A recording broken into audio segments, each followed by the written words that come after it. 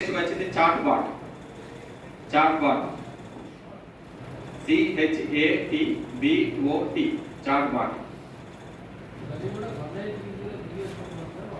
ఇవేంటంటే step by step sir చెప్పినట్టు ఏంటంటే ఉద్దేశం ఏంటంటే 1930కి బిజీ వచ్చింది అనుకో ఏం చేయాలి, పోర్టల్లోకి వెళ్ళాలి.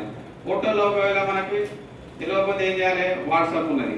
వాట్సాప్లో మనం అన్ని అప్లోడ్ చేస్తే వాళ్ళు చేసుకుంటారు. ఇంకా ఏంటి చాట్ బాట్, మనం వాయిస్ తోటి మాట్లాడినా కానీ మన డీటెయిల్స్ వెళ్ళిపోతాయి. ఇట్లా అంటే ఒక్కొక్క దానికి ఒక్కొక్క రకమైనటువంటి ఫెసిలిటీ ఉంటుంది. మన మీద రిపోర్ట్ చేసేది. మరి సార్ ఇప్పుడు మరి పిటిషన్ పట్టుకొని లోకల్ పోలీస్ పోతే కాదా అంటే కాదు. ఇది ఏంటంటే సైబర్ క్రైమ్ అనేది ఒక సపరేట్ లైన్. మనం ఖచ్చితంగా కంప్లైంట్ కూడా మనం ఆన్లైన్లోనే జనరేట్ చేస్తున్నాం కాబట్టి ఇదంతా ఆన్లైన్కి సంబంధించింది. ఇది అంటే మనం నేరం అయినప్పుడు ఏం చేయాలి, నేరం అయిన తర్వాత ఏ విధంగా పిటిషన్ చేయాలి. మరి ఎప్పుడు చేయాలి, ఒక రోజుకి 2 రోజులు చేస్తామా?